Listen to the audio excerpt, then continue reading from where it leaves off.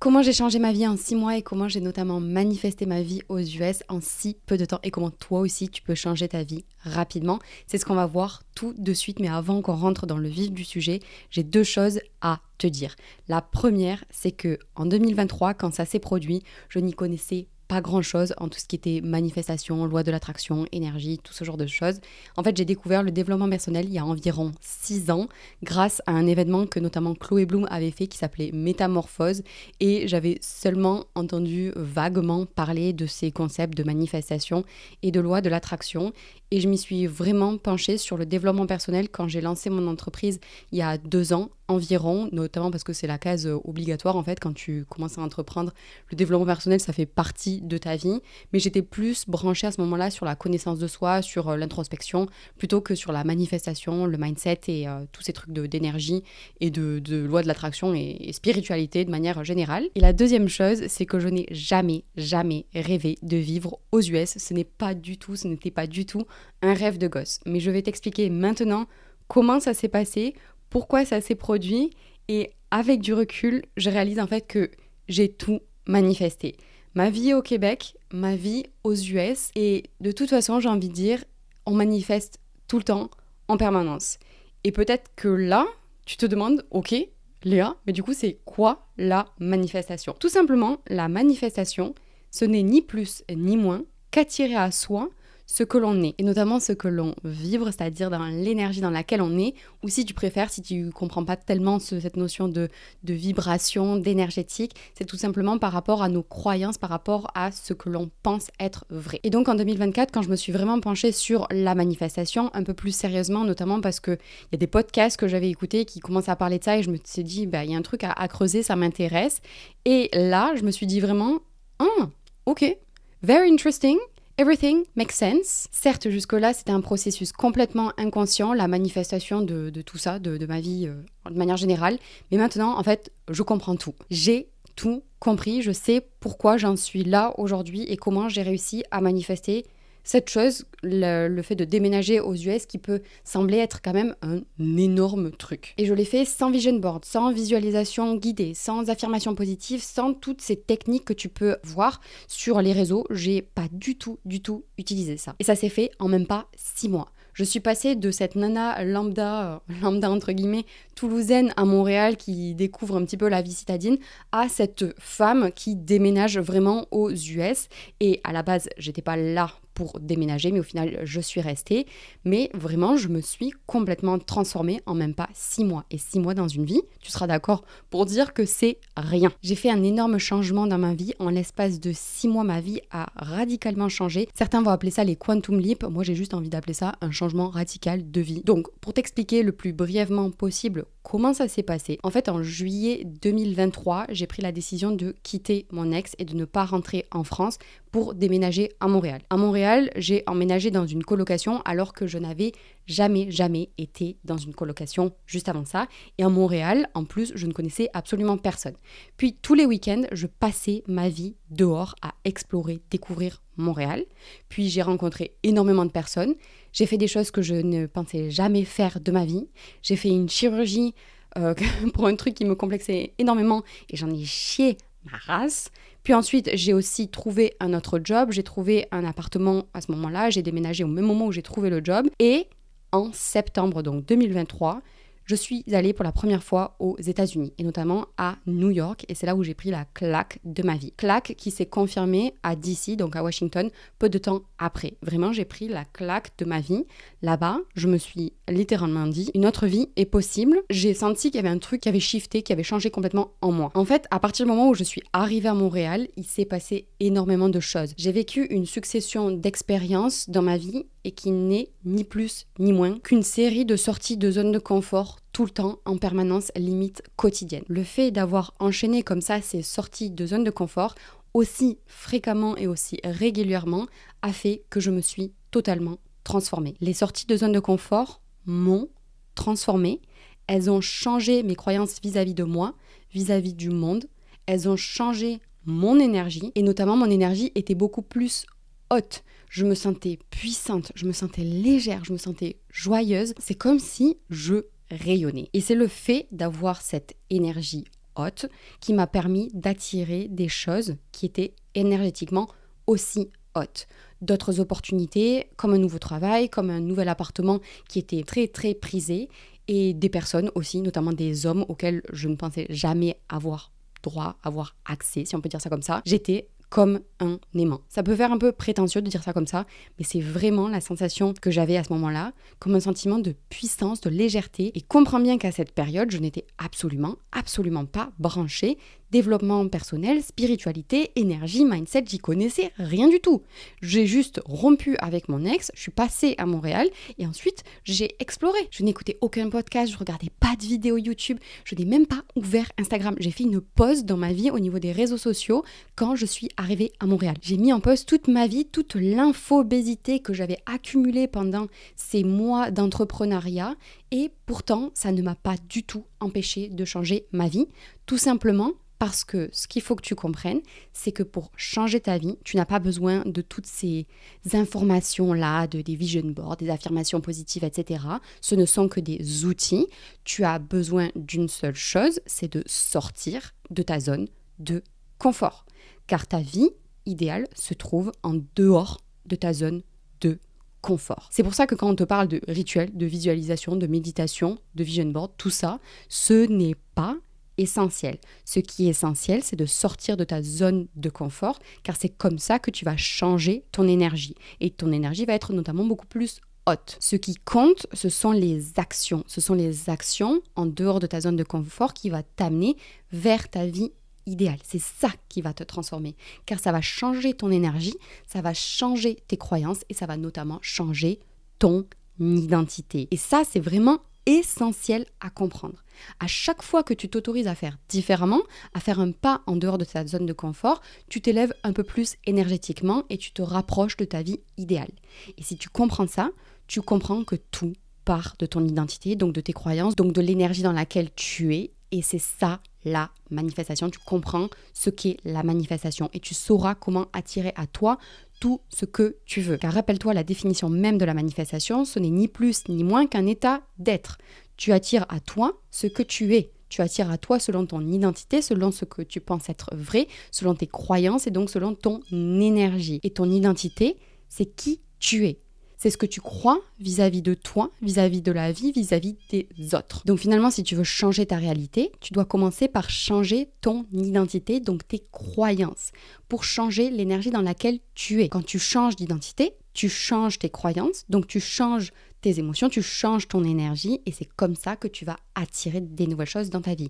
Quand tu changes ton identité, tu changes ta vie. Et toutes les choses qui ont la même énergie que toi vont être attirés par toi. C'est automatique, c'est inévitable, c'est comme ça. C'est tout simplement la loi même de l'attraction. Les choses qui sont à une certaine énergie attirent des choses qui sont à la même énergie. C'est inévitable, c'est comme ça, c'est comme des aimants. Tu as besoin de rien forcer. Et donc peut-être que ta question là, maintenant, c'est ok, si j'ai pas besoin de tous ces outils, de vision board, d'affirmations positives, etc., comment on fait concrètement pour changer sa vie?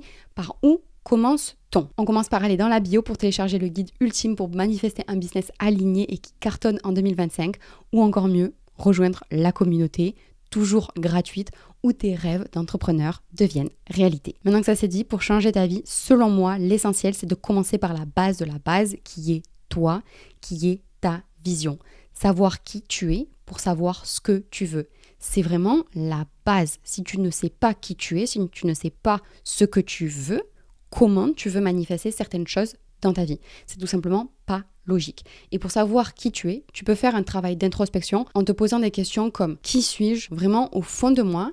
Quelle est la femme qui sommeille en moi? Pas celle que la société veut que tu sois, pas celle que l'on attend de toi, mais celle que tu es réellement. Quelles sont tes passions? Qu'est-ce qui t'anime? Pourquoi tu te lèves le matin? Qu'est-ce qui te donne de l'énergie? Qu'est-ce qui t'en prend? Si tu devais te décrire à un inconnu dans la rue, qu'est-ce que tu lui dirais? Puis tu peux aussi faire la liste des 10 choses que tu aimes chez toi et 10 choses que tu aimes moins. Le but, c'est vraiment d'aller comprendre beaucoup mieux qui tu es au fond de toi, la vraie toi. Et pour répondre à ces questions, tu peux simplement te creuser la tête comme ça avec les questions que je viens de te poser. Mais en fait, le seul et meilleur moyen d'apprendre à te connaître, de te découvrir, c'est de tout simplement vivre la vie. C'est d'expérimenter, c'est de sortir de sa bulle, de tester des choses et c'est comme ça que tu sauras qui tu es et vraiment ce que tu veux. Les questions sont là pour planter des graines dans ta tête, mais qui vont germer au fur et à mesure où tu vis. Si tu ne vis pas, tu vas te faire des nœuds au cerveau en te posant ces questions, en étant dans ta tête, à te ressasser les trucs. Non, tu as besoin de vivre. C'est qu'en vivant que tu vas savoir qui tu es et ce que tu veux vraiment dans la vie. Et tu peux en permanence apprendre à te connaître. Rien qu'en regardant une fleur, tu peux apprendre à te connaître. Parce que le jugement que tu vas lui porter, ce que tu vas ressentir, t'envoie en permanence des informations. Car ton environnement, tout ce qui t'entoure, n'est que le reflet de ton monde extérieur. Toutes les choses qui t'entourent peuvent te permettre d'apprendre à te connaître. La façon dont tu perçois une couleur peut te permettre d'apprendre un peu mieux à te connaître. La façon dont tu juges la tenue vestimentaire de quelqu'un en dit plus sur toi que sur cette personne. Bref, tout ton monde extérieur n'est que le reflet de ton monde intérieur. Donc tu peux en permanence apprendre à te connaître. Et faire ce travail d'introspection est énorme. Ça demande du courage, ça demande vraiment beaucoup d'humilité, de mettre son ego de côté et de se regarder en face et d'affronter vraiment toutes ces facettes, les moins jolies si on peut dire ça comme les plus jolies, et de les regarder sans jugement et de se dire ok, ça c'est qui je suis, sachant qu'on n'est jamais une seule chose, on est tout le temps les deux à la fois, les deux facettes de la même pièce. Si je suis superficielle, je suis aussi naturelle, à des degrés qui sont différents. Et ça, encore une fois, ça demande du courage et de l'humilité de le reconnaître. On n'est jamais à 100% quelque chose, on est tout. Puis, si tu veux aller plus loin dans cette introspection, tu peux aussi t'aider de certains outils, comme par exemple le Human Design, la numérologie, l'astrologie et tous les outils du développement personnel, même des tests de personnalité. Mais attention, tous ces outils ne sont là que pour t'aider à creuser déjà au fond de toi, mais personne ne saura te dire mieux que toi qui tu es vraiment au fond de toi. Ne laisse jamais personne te dire ça c'est ton mode d'emploi et ce n'est pas autrement. Non, tu apprendras à te connaître en creusant au fond de toi, mais personne ne pourra creuser au fond de toi mieux que toi. Puis grâce à cette introspection, tu vas pouvoir affiner encore plus ta vision. Et avoir une vision, c'est essentiel. Ça te permet de garder un cap, ça te permet d'avoir en gros ton GPS et de suivre ça sans te perdre, surtout pendant les coups durs où tu vas te dire non mais tu vas tout remettre en question et ça va être assez compliqué. Si tu as ta vision, tu sauras où aller. Si elle est claire, tu sauras où aller. Et ta vision, elle va changer, c'est ok, mais si tu as déjà cette vision, c'est idéal. Car même si, oui, j'ai réussi à changer ma vie en l'espace de 6 mois rapidement, je n'avais pas de vision et j'étais complètement perdue. J'ai juste fait les choses intuitivement, au feeling, mais c'est pas idéal. Et pour affiner ta vision, tu peux tout simplement te demander, ok, qu'est-ce que je veux vraiment dans ma vie? Et j'insiste vraiment sur le « je », car l'idée ici, c'est de créer ta vie, pas celle de Pierre, Paul, Jacques, de ta partenaire, ni même de tes enfants. Le processus de créer sa vie idéale, c'est un processus qui est d'abord égoïste, si on peut dire ça comme ça, dans le but, plus tard, d'être altruiste. C'est-à-dire qu'on ne peut pas prendre soin bien des autres si on ne prend pas soin d'abord de soi correctement. Si tu veux pouvoir être efficace dans ton travail, tu dois pouvoir être dans ta zone de génie, dans ce que tu aimes faire, dans un environnement qui te porte. Si tu es dans un environnement qui ne te porte pas, si tu n'aimes pas ce que tu fais, comment tu peux prendre soin des autres? Donc demande-toi, qu'est-ce que tu as envie d'accomplir dans ta vie? Qu'est-ce que tu as envie de réaliser? Quels sont tes objectifs dans 1, 5, 10 ans? Si tu te vois sur ton lit de mort, ok, ça fait un peu glauque, mais qu'est-ce que tu aimerais raconter sur ta vie? À la fin de ta vie, qu'est-ce que tu veux avoir accompli? Si absolument tout était possible, si toutes tes peurs étaient supprimées, si l'argent n'était plus un problème, si tu pouvais aller n'importe où, qu'est-ce que tu ferais? Quel projet commencerais-tu? À quoi ressemblerait ta vie idéale si dans le monde des possibles, tout était possible? Et quand tu fais ce travail d'introspection, de vision, personnellement, je t'invite à partir de chez toi, à te créer une bulle, d'aller peut-être dans un café ou même vraiment dans un endroit où tu es complètement seul ou de rester seul chez toi pour ne pas te laisser influencer par ton environnement, notamment ton environnement proche. Si par exemple tu es avec tes parents ou ta partenaire ou tes enfants et que tu veux vraiment te concentrer sur toi, je trouve ça personnellement très difficile de me concentrer sur moi quand il y a quelqu'un en l'occurrence, qui gravite autour de moi, même si la personne n'est pas directement dans la pièce. Donc écris en détail à quoi ressemble vraiment ta vision idéale, la vision idéale de ta vie en t'autorisant à rêver un maximum grand. rêve grand, ose rêver grand, ose assumer ce qu'il y a au fond de toi, les plus grands rêves, même s'ils paraissent complètement délirants, et ce bullshit mental comme quoi non, c'est trop compliqué, c'est pas pour toi, mais ça se fait pas, il faut surtout pas faire ça ou quoi. Non, ça c'est le mental. Ici, l'idée c'est de suivre son intuition, ce qu'il y a au fond de toi, ce qui brûle au fond de toi, la flamme qui brûle au fond de toi, d'oser l'assumer et réclamer le succès, l'abondance que tu mérites. Tu mérites le bonheur, tu mérites la meilleure des vies. Ose assumer qui tu es, ose assumer tes rêves et rêve grand. Car rêver grand sans oser assumer ce rêve, ça ne sert à rien. C'est comme si tu envoyais un message à l'univers et que tu lui disais que tu voulais tout, mais que tu chuchotes. Non, l'univers récompense celles qui osent, les audacieuses, celles qui assument qui elles sont et leurs rêve. Je veux vraiment t'inviter à être dans cette posture de je sais qui je suis, je sais à quoi ressemble ma vie idéale et je fais tout et je ferai toujours tout pour réaliser mes rêves car je n'ai qu'une vie. Même si tu crois aux vies antérieures et à la réincarnation, là, aujourd'hui, tu vis cette vie qui est consciente et tu as one chance de réaliser tes rêves là, aujourd'hui. Donc, go! Ose assumer qui tu es, ose assumer tes rêves et fais tout pour y arriver. Et si aujourd'hui tu ne sais pas exactement ce que tu veux, ce n'est pas tellement grave parce que le plus important dans le travail de vision, c'est pas tellement ce que tu veux, mais c'est ce que tu veux ressentir. Car on ne veut jamais réellement quelque chose pour la chose en elle-même, mais on veut une chose pour ce qu'elle va nous permettre de faire et donc de ressentir, pour les émotions qu'il y a derrière. Si tu veux de l'argent, c'est pas pour l'argent en lui-même, c'est pour ce que l'argent va te permettre de faire. Donc de voyager, d'investir dans des projets, et le fait de voyager, le fait d'investir dans des projets, c'est ça qui va te permettre d'être dans certaines émotions, et c'est ça que tu veux ressentir. Donc si tu ne sais pas ce que tu veux, demande-toi tout simplement quelles émotions veux-tu ressentir au quotidien.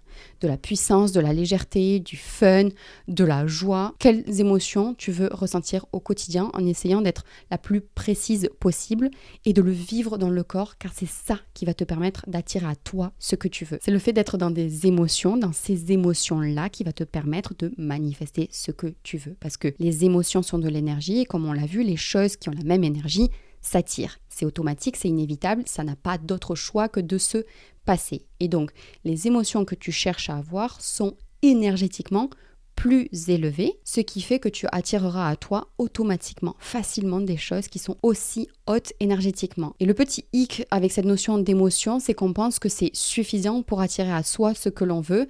Qu'en ressentant l'amour, paf, on va ressentir l'amour, mais non. Le plus important, c'est vraiment les croyances, car il y a des personnes qui vont être dans des états, par exemple joyeux, assez régulièrement, mais pour autant, elles vont avoir les croyances profondes comme quoi elles ne méritent pas d'être aimées, elles ne méritent pas d'être abondantes, donc peu importe leur stade émotionnel, parce qu'elles ont ces croyances-là, elles n'arriveront pas à manifester plus d'abondance dans leur vie. Le plus important, ce sont les croyances, c'est ce qui se passe au fond de toi, c'est ce qui te colle à la peau et donc ce qui fait référence à ton identité. Si tu as l'identité de la meuf qui ne mérite pas de réussir, tu auras beau essayer de te mettre dans des énergies d'abondance, ça ne marchera pas. C'est pourquoi pour changer ta vie, ça demande de changer ton identité.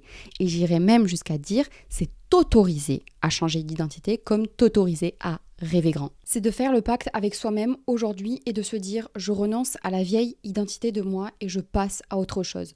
Je mérite d'avoir plus, je mérite de réussir, je me pardonne d'avoir été aussi dur avec moi-même et j'ai le droit de tout avoir.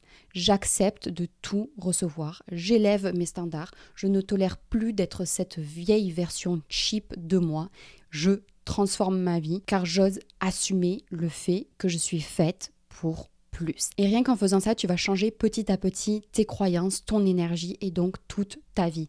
Tu vas automatiquement poser tes limites, changer ton énergie, changer tes émotions et ça va d'abord se passer dans ton corps. Tu vas d'abord venir incarner cette nouvelle identité avec de nouvelles croyances dans ton corps au plus profond de toi et petit à petit tu verras cette 3D changer, ton monde autour de toi changer.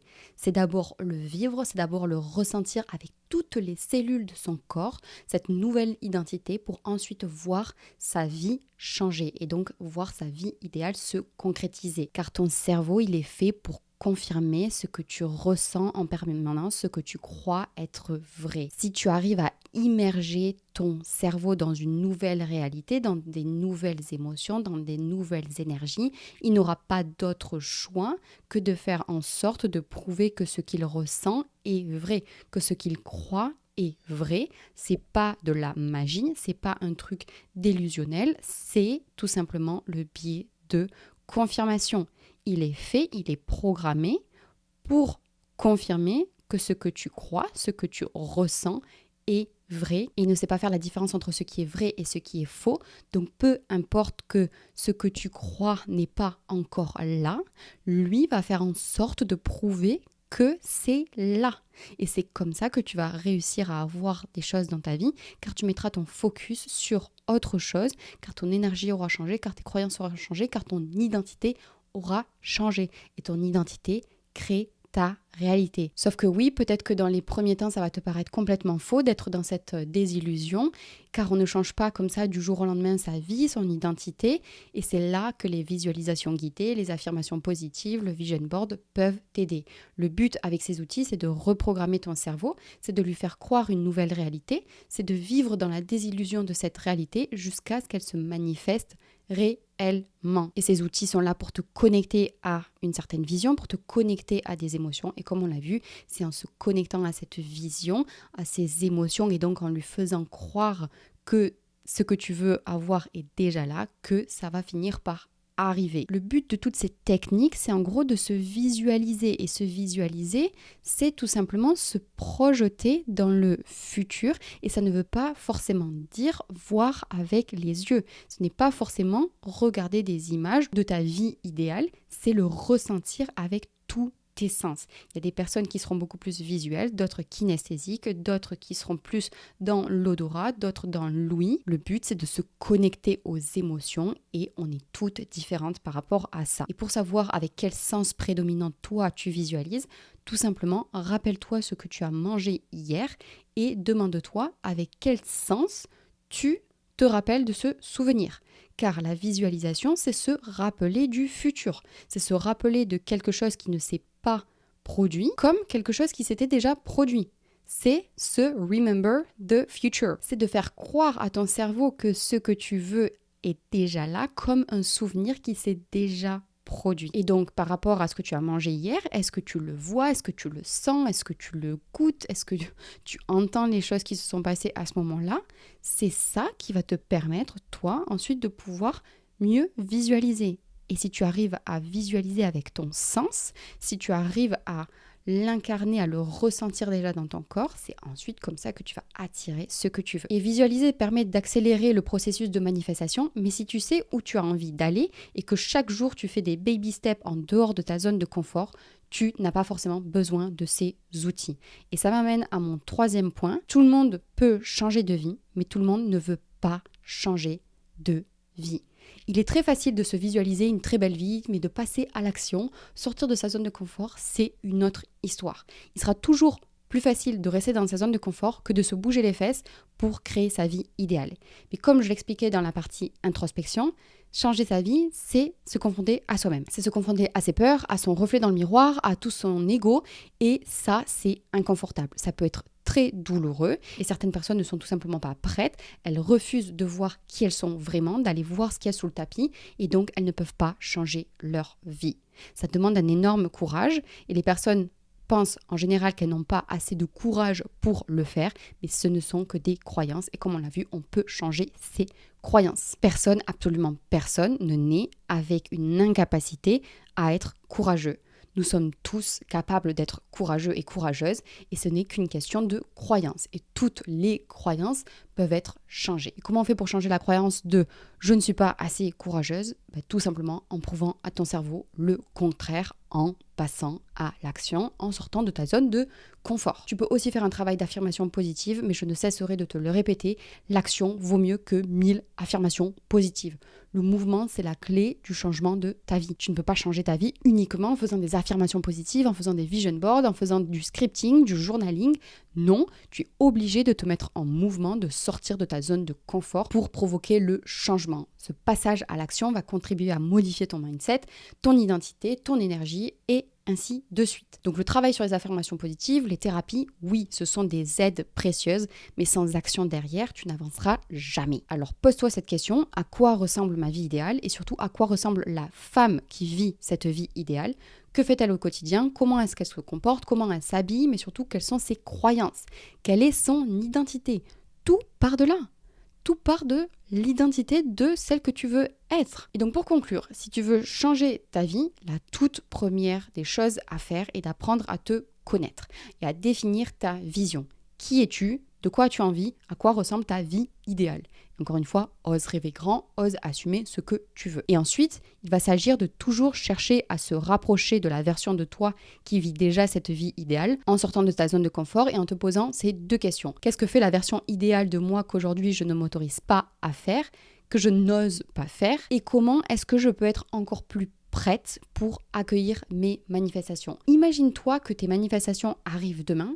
Est-ce que tu es prête? La réponse est probablement non, et donc le fossé qui te sépare de cette version, c'est tout ce qu'il y a à travailler pour devenir cette version-là, et donc avoir la version idéale de ta vie. Et s'il y a bien deux choses essentielles à retenir avec la manifestation, c'est ça. La première, c'est que la vision, c'est ta boussole, c'est ton GPS, c'est ton cap à garder, c'est ton cap à suivre, c'est ça qui va te guider, même si elle peut être amenée à changer. Et dans cette vision, il y a la version idéale de toi que tu cherches à atteindre, et ça, c'est en dehors de ta zone de confort. Et la deuxième chose, toi, ton but, c'est de te concentrer sur cette vision, sur cette sortie de zone de confort, de t'en rapprocher de cette version idéale de ta vie, et basta. Si les visualisations guidées, les rituels, la méditation, tout ce genre de pratiques ne te parlent pas, ce n'est pas grave, tu n'en as pas besoin, tu as besoin de changer ton énergie et en sortant de ta zone de confort, tu vas changer ton énergie. Il y a plein d'autres techniques pour faire en sorte de changer ton énergie,